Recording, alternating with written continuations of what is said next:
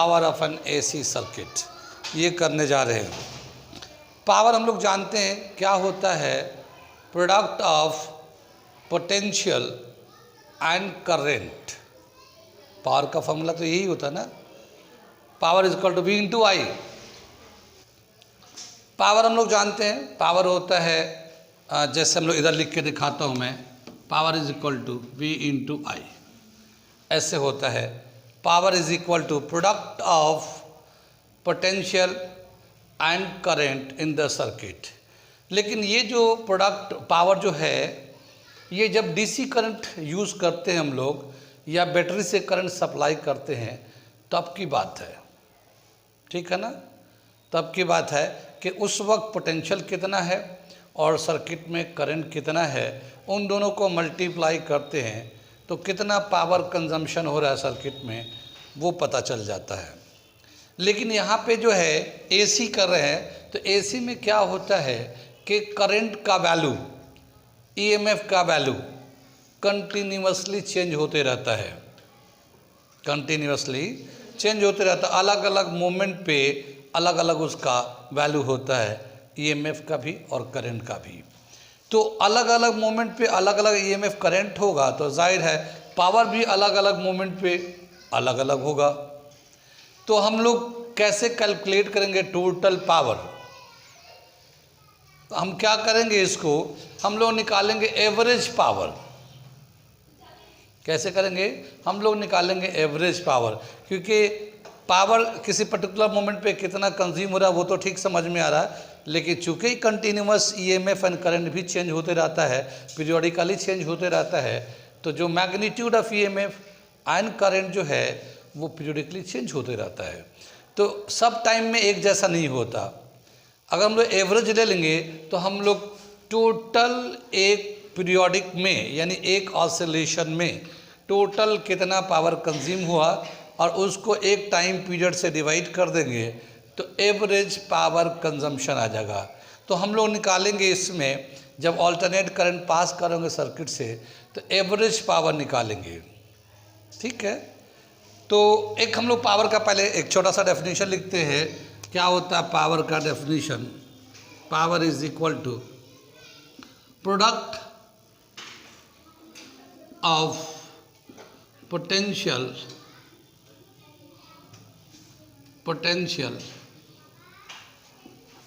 And current in the circuit, ठीक है ना, इन द सर्किट। ये प्रोडक्ट होता पावर का, ठीक है ना। फॉर एसी अगर लेते हैं, power is the product of instantaneous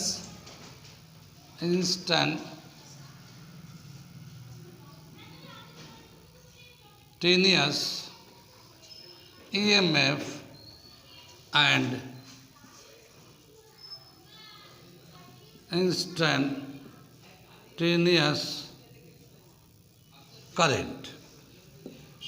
instantaneous current, ठीक है ना। Product of instantaneous EMF and instantaneous current. Power कहलाएगा ये E into instantaneous E virtually and IV, ये पावर कहलाएगा ये, ठीक है ना। ये जो EMF है एक पर्टिकुलर मोमेंट ऑफ टाइम पे है, ये जो करंट है एक पर्टिकुलर मोमेंट ऑफ टाइम पे करंट है। कितनी बात में ये हमारा पावर कहलाएगा एक पर्टिकुलर मोमेंट ऑफ टाइम पे। जैसे हमारा बताया था कि एक अल्टरनेट करंट जब फीड करते हैं तो इस तरह से चलता है।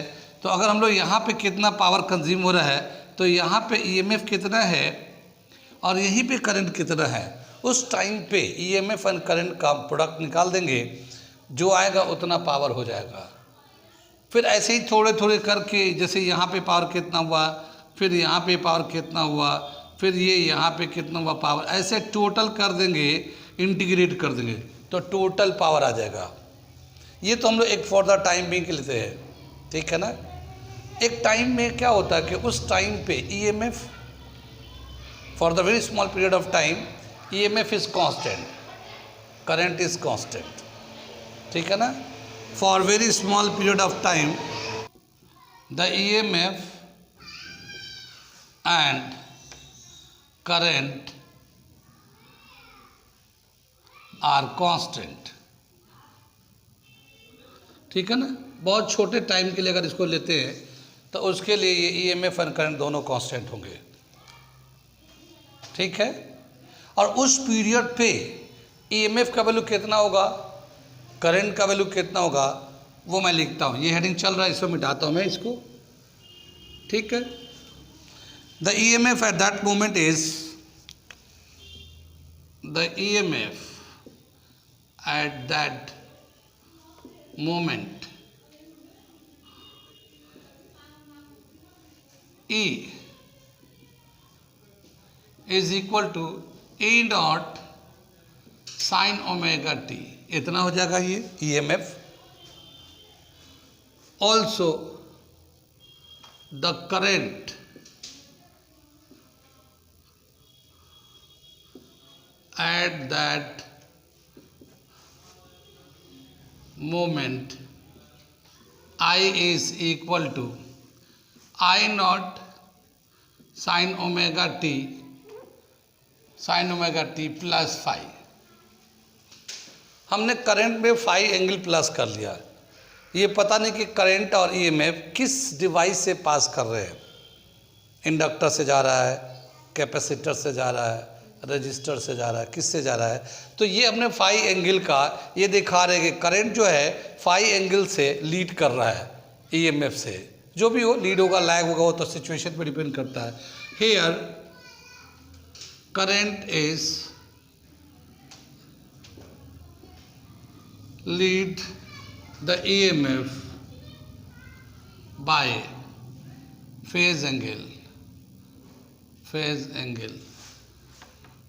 फाई, इतना एंगल से ये लीड कर रही है एक पर्टिकुलर मोमेंट पे। आगे इसे मिटाता हूं मैं ये। अगर उस मोमेंट पे, जिस मोमेंट पे हम लोगों ने ईएमएफ लिया है, करंट लिया है, उस मोमेंट पे पावर निकाले। पहले हम लोग निकालते हैं इलेक्ट्रिकल एनर्जी कंज्यूम्ड, ठीक है ना, इलेक्ट्रिकल एनर्जी कंज्यूम्ड, ठीक है। The amount of electrical energy consumed at that time is equal to, is given as dW is equal to EI dt, ठीक है ना। एक छोटे से एक पर्टिकुलर मोमेंट ऑफ टाइम पे ईएमएफ इतना था, उसी मोमेंट पे करंट इतना था। टाइम बहुत छोटा लिया था हम लोगों ने, तो उस टाइम में करंट ईएमएफ दोनों कांस्टेंट होगा। तो उस वक्त एनर्जी कितना कंज्यूम होता है, हीट कितना बनता है, तो वो होता VIT, जो नॉर्मल फॉर्मूला होता है, जनरल फॉर्मूला होता है VIT। तो EIT लेंगे, लेकिन यहाँ पे टाइम बहुत छोटा है, बहुत स्मॉल टाइम के लिए करंट कांस्टेंट काउंट होगा, क्योंकि ऑल्टरनेट करंट होता है, ये तो चेंज होते रहता है। तो वो बहुत very short period of time लिया, तो वो उस वक्त instantaneous EMF E, instantaneous current I, उस मोमेंट पे कितना I है, कितना ईएमएफ है और कितना स्मॉल टाइम है, उससे मल्टीप्लाई कर देंगे तो इतना amount of heat energy work done होगा। DW से दिखा दे इसको, DW very small work done, कितनी बात सुन में, या very small amount of energy consume. आगे चले। अब क्या बताया कि हम लोग चाहते हैं, पहले इसको हम लोग थोड़ा सा वैल्यू डाल दें इसको। DW is equal to E का वैल्यू कितना है, E not sine omega T, I का वैल्यू है I not sine omega T plus five, और ये dt आ गया यहाँ तक, ठीक है। आई को इधर ला लेते हैं, E naught I naught sine omega t, ठीक है ना, और ये ब्रैकेट है omega t phi D t, ऐसे करके लिख दिया अरेंज करके। साइन ओमेगा टी से इसे मल्टीप्लाई कर देते हैं, और यहाँ पे साइन छूट गया है एक, sorry,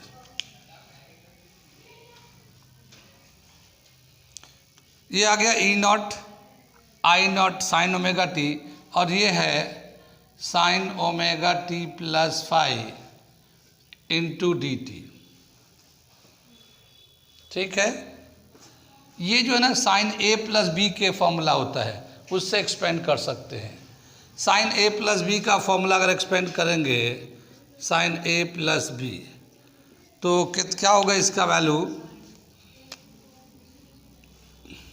sign A cos B plus cos A sine B. ये 11th क्लास में दे रखा है ये आइडेंटिटी, तो उसके हिसाब से हम लोग इसको एक्सपेंड करते हैं। तो क्या हो जाएगा, ई नॉट आई नॉट, ये साइन ओमेगा टी, तो ये था ही था ये वाला, और इसको एक्सपेंड करेंगे ये, तो sine omega T cos phi plus cos omega T sine phi, फिर ये इसको डी टी से मल्टीप्लाई कर दिया हमने। कितना समझ में ये एक्सपेंड कर दिया। ऊपर से मिटा दूँ, ये इसे मिटाता हूँ, इसे ऊपर कंटिन्यू करता हूँ। आगे ये देखिए जरा सा, मैं इसको क्या कर रहा हूँ, इस साइन ओमेगा टी से इसको मल्टीप्लाई करूँगा और डी टी से भी मल्टीप्लाई कर दूँगा, तो सब में डी टी आएगा और साइन ओमेगा टी से मल्टीप्लाई हुआ। तो देखो साइन ओमेगा टी, ये sine omega T cos phi, तो साइन से साइन मल्टीप्लाई होगा, तो sine square omega T cos phi आ जाएगा।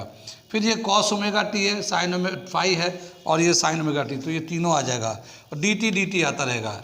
ये डी डब्ल्यू था, ये यहाँ पे मैं लिखता हूँ D W is equal to A not I not, और ये देखो मैं लिख रहा हूँ यहाँ पे sine square omega T cos phi D T, ये वो डी टी से मल्टीप्लाई कर दिया। फिर यहाँ पे प्लस आ गया sine omega T cos omega T sine phi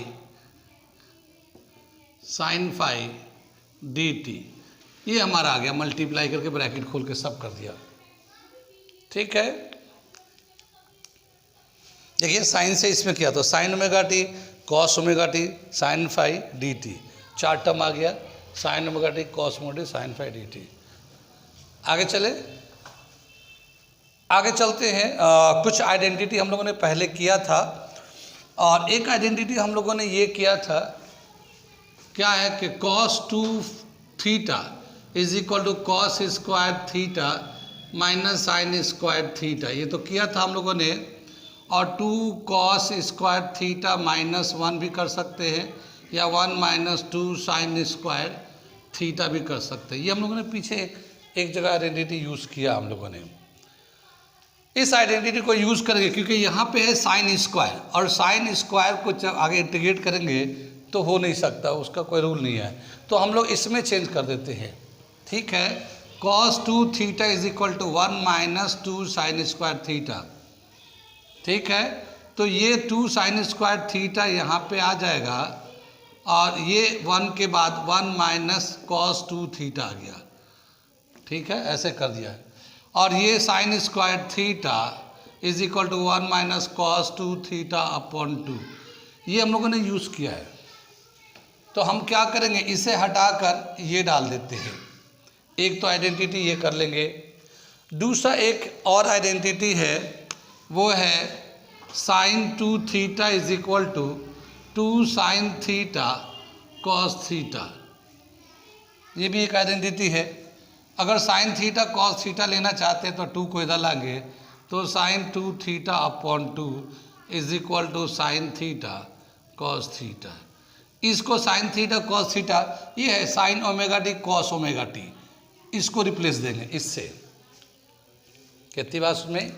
तो साइन स्क्वायर ओमेगा टी को अगर हम लोग रिप्लेस देते हैं तो ये आएगा 1 माइनस, पहले तो ये लिखते हैं ई नॉट आई नॉट और 1 माइनस 2 नहीं कॉस 2 ओमेगा टी अपॉन 2, ठीक है। और ये कॉस फाई डी टी, ये तो हमारा इसका हो गया, साइन स्क्वायर को चेंज कर दिया। और यहाँ पे sine omega T cos omega T की जगह पे लिखेंगे sine 2 omega T upon 2 sine phi D T, ये साइन फाई डी टी ये लिख दिया। कितनी बात समझ में आई? बताइए कहाँ कहाँ समझ में नहीं आया? ये आइडेंटिटी पहले भी यूज़ कर चुके हैं। इधर से मैं मिटाता हूँ, थोड़ा सा आगे इसको बढ़ाता हूँ, ये समझ में बात आ रही है। इसको थोड़ा सिंप्लीफाई कर ले। देखिए क्या है, 1 minus cos 2 omega T upon 2 cos phi D T है, और ये sine 2 omega T upon 2 sine phi D T है। ये 2 इसके नीचे भी, 2 इसके नीचे भी है, तो 2 को कॉमन ले लेते हैं, ठीक है ना। और 2 को जब कॉमन ले लेंगे, ठीक है, तो ये आ जाएगा हमारा D W A not I naught upon 2। और ये देखिए ये 2 टर्म है, ये वाला 2 टर्म है, इससे मल्टीप्लाई कर रहे हैं हम लोग इसको, तो ये हो जाएगा कॉस फाई डी टी, इसको इससे मल्टीप्लाई 1 को, तो ये आ गया। और फिर इसको इससे करेंगे तो क्या मिलेगा, minus cos phi cos 2 omega T D T, ये हो गया 2 अलग अलग टर्म, ठीक है। फिर इसको लेते हैं हम लोग, तो क्या आ जाएगा प्लस साइन फाई को अलग ले लेते हैं, साइन फाई एंगल जो है उसको अलग ले लेते हैं, ये sine 2 omega T D T, ठीक है ना। ये फाई एंगल एक कांस्टेंट है, फेज एंगल है, ये बदलेगा नहीं, फेज एंगल है ईएमएफ एंड करंट के बीच में, तो वो एंगल वैसे ही रहेगा, वो नहीं बदल रहा है, ठीक है ना। टाइम के साथ साथ हम लोग देखेंगे कि कितना एनर्जी कंज्यूम हो रहा है, ये निकलेगा, ठीक है ना। वेरी स्मॉल टाइम में जो टोटल एनर्जी कंज्यूम, उस वेरी स्मॉल टाइम में वो ये था, D W is equal to, ये इसका फॉर्मूला लिख दिया हम लोगों ने। अब क्या कर रहे हैं कि एक ऑसिलेशन में, पूरे एक ऑसिलेशन मतलब यहाँ से लेके यहाँ तक अगर एक बार ऑसिलेट होगा तो टोटल एनर्जी कितना प्रोड्यूस होगा, टोटल एनर्जी कितना कंज्यूम होगा सर्किट के अंदर। चूँकि एनर्जी एक स्केलर क्वांटिटी होता है, इसलिए उसमें पॉजिटिव हाफ नेगेटिव हाफ का कोई रोल नहीं है, होता ना, पहले हम लोगों ने किया था, तो उसमें वेक्टर क्वांटिटी होने की वजह से हम लोग पॉजिटिव हाफ ले रहे थे। लेकिन यहाँ पे चूँकि एनर्जी ले रहे हैं, एनर्जी एक स्केलर क्वांटिटी होता है, तो पूरे एक टाइम पीरियड में टोटल कितना एनर्जी प्रोड्यूस्ड होगा या वर्क डन कितना होगा वो निकाल रहे हैं, ठीक है। So total energy consume, total energy consume, ठीक है ना, total energy consumed from T0 to T capital T, यानी पूरा एक टाइम ऑसिलेट करेगा तो कितना हो जाएगा। इसको हम लोग करते हैं इंटीग्रेट, तो टोटल वर्क डन या total energy, total work done होगा dW को इंटीग्रेट करते हैं 0 से लेकर T तक, टोटल एनर्जी कितना हो जाएगा, पूरा एक बार रोटेट करने के इसको इंटीग्रेट कर देते हैं 0 से लेकर T तक, TW को। dW का वैल्यू ये है, क्या है, E naught I naught upon 2, इसे इंटीग्रेट कर रहे हैं हम लोग T0 से लेके T तक, ठीक है। ब्रैकेट में दे रखा है ये cos phi D T minus cos phi cos 2 omega T D T, ठीक है। फिर प्लस साइन फाई, ठीक है ना, sine 2 omega T D T, ठीक है। ये हमारा वैल्यू आ गया, इसको इंटीग्रेट करेंगे। ये है ई नॉट आई नॉट 2, तो ये तो मैक्सिमम वैल्यू है तो बाहर निकल जाएगा। और फिर इसके अंदर के टर्म को इंटीग्रेट करेंगे। ऊपर से मिटा दूँ, ये दिख रहा था पीछे वाले बच्चों को, ठीक है, तो मैं ऊपर से मिटा दूँ। यहाँ पे नोट कर लिया आप लोग। ये हम लोग ये लास्ट लाइन रोक के चलते हैं, ये दे रहे हैं हम लोग, ठीक है। तो क्या समझ में आया, ये W is equal to total energy या total work done is equal to A naught I naught upon 2, ठीक है। फिर इसके बाद हम लोग इंटीग्रेट करने जा रहे हैं, ये इंटीग्रेशन का साइन उधर ले जाएंगे, उधर ले जा रहे हैं, तो क्या आ जाएगा, ये हम अलग कर लेते हैं।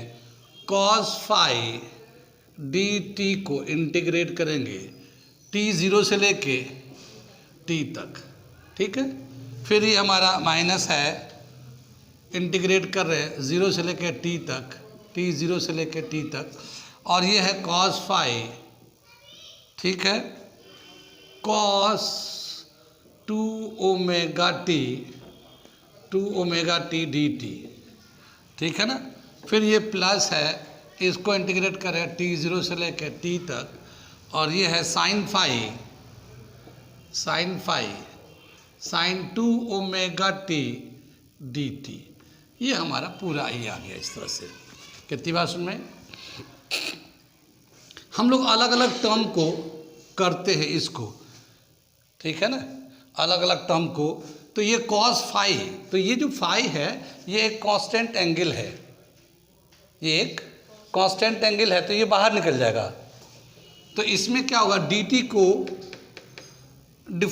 इंटीग्रेट करेंगे, तो dt को जब इंटीग्रेट करेंगे t 0 से लेके t तक, तो क्या हो जाएगा, ये t हो जाएगा, ये dt को इंटीग्रेट तो t आ जाएगा, t 0 से लेके t तक, तो एक बार t माइनस 0 हो जाएगा, यानी कि ये t आ जाएगा।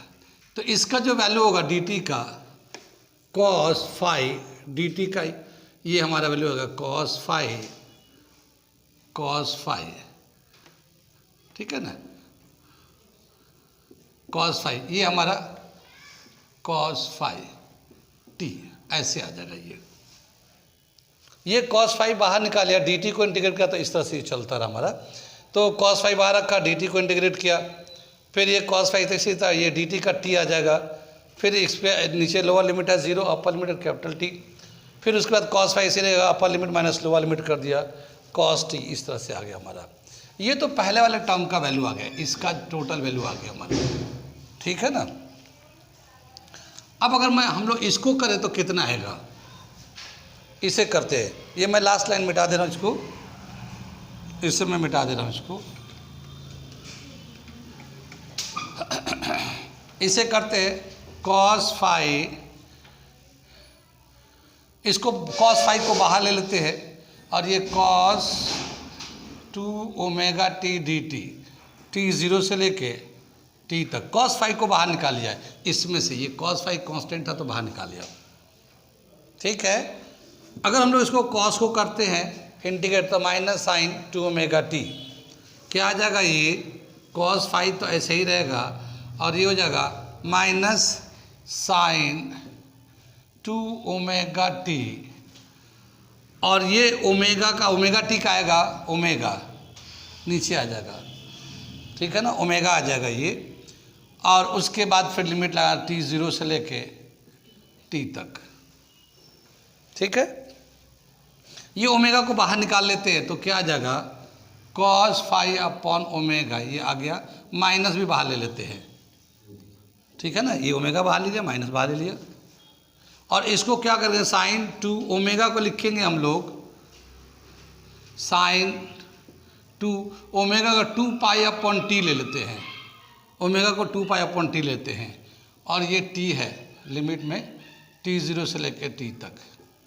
कितनी बात सुन में, ये जो है यहाँ पे t चेंज करेंगे, एक बार अपर लिमिट डालेंगे, एक बार लोअर लिमिट डालेंगे, ठीक है। तो क्या आएगा, माइनस cos फाई ओमेगा, ये तो ऐसे आ जाएगा, और इसको लेंगे sine 2 to 4 pi upon T, upper limit t डाल दिया, यहाँ पे अपर लिमिट डाल दिया t, फिर minus sine 4 pi upon T, lower limit 0 डाल दिया।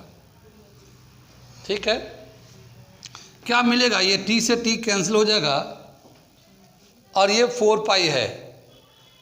ठीक है ना, 2 पाई होता है हमारा 360 डिग्री, 360 का वैल्यू होता है 0 साइन में, फिर 360 720, तो 720 का वैल्यू भी 0 होता है। 2 पाई यानी एक पूरा सर्किल हो जाता है, 0 पे पहुंच जाता है। तो even product, even multiple of pi is always 0 when sine is taken. ठीक है ना, जैसे 2 पाई, 4 पाई, 6 पाई, 8 पाई वो 0 होता है। तो ये हो जाएगा 0, यहाँ पे 0 से मल्टीप्लाई करेंगे तो ये भी हो जाएगा 0, तो ये टोटल हो गया 0, और इस 0 से इसको मल्टीप्लाई कर देंगे तो ये भी हो जाएगा 0। तो क्या समझ में आया, इस पूरे का जो वैल्यू आया है हमारा वो 0 आ गया। किसका, ये टर्म का, इस टर्म का पूरे का जो वैल्यू आया है 0 आ गया। ठीक है ना, ये पूरा तो हम लोग ने इसको करते हुए गए ना यहाँ से यहाँ तक। ऐसे ही ये वाला टर्म तो हो गया 0, और अगर इसको करेंगे तो ये भी हो जाएगा 0। सिंप्लीफाई करेंगे, जिस तरह से इसको किया है उसी तरह से इसे भी करेंगे तो ये हो जाएगा, ये भी 0 हो जाएगा, sine 2 omega T D T, इसका भी वैल्यू आएगा 0। कितनी बात समझ में आई, यानी इन सब में इसका सिर्फ वैल्यू आएगा cos T, cos capital T, इसका वैल्यू आएगा, बाकी ये भी 0, ये भी 0। तो जब हम इसका वैल्यू डालेंगे तो हमारा जो टोटल एनर्जी कंज्यूम का आएगा वो आ रहा है हमारा work done is equal to, या total energy consume is equal to E naught I naught upon 2 into cos phi t, t को इधर कर लिया, बाकी वो सब 0 हो गया। तो ये हमारा energy consumed by AC in one cycle, one cycle का टाइम पीरियड कैपिटल टी होता है। तो एक बार ऑसिलेट करेगा तो टोटल एनर्जी जो कंज्यूम होगा वो ये हो जाएगा, total energy consume in one cycle, ये